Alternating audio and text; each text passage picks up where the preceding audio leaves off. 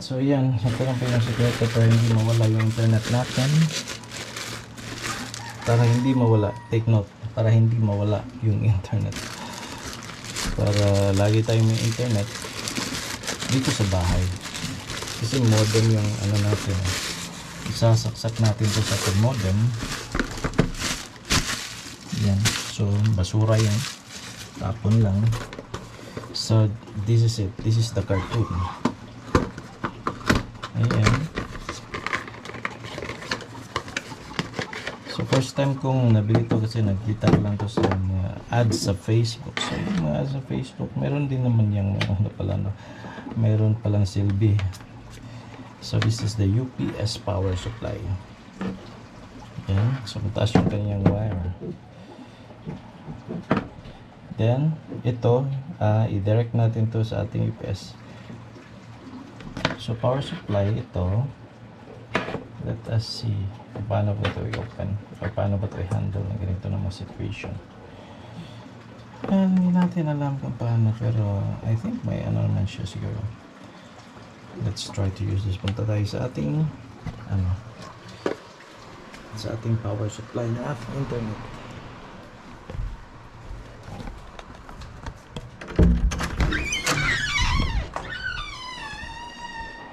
So, yan ano. We need to tingnan natin kung may power supply. Hindi natin sasaksak ng kanyang main line niya. So, ano muna natin? Tanggal muna natin. So, connect natin. Kung mayroon ba siyang battery. Hirapan ako actually. Ayan.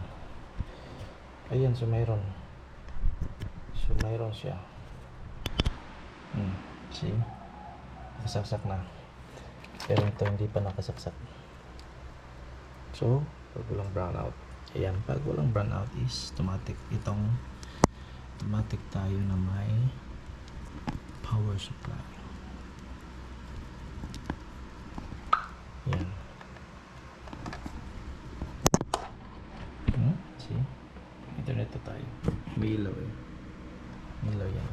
Pero hindi pa nakasaksak ito. Okay.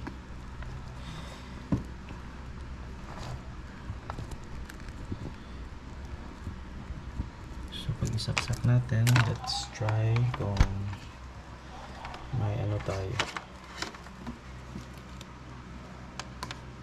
Mayroon kaya tayong power energy dito. Yan. Ayan siya. So that's it. That's it. Ayan.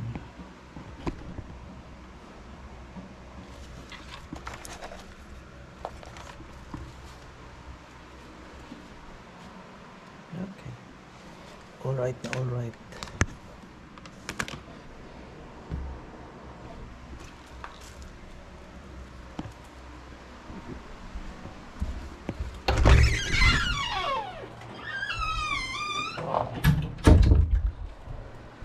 So yan, explain ko pa.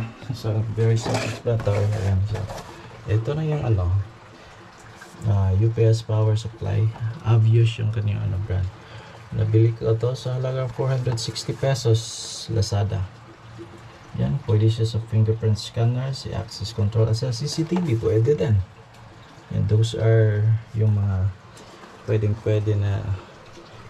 niyang kabitan para magkaroon ng power tayo kahit brownout. Kahit brownout pala yun pala yung use niya. So kalimitan na siyang mag-brownout siguro sa ating mga areas. So ito na yun. Thank you so much.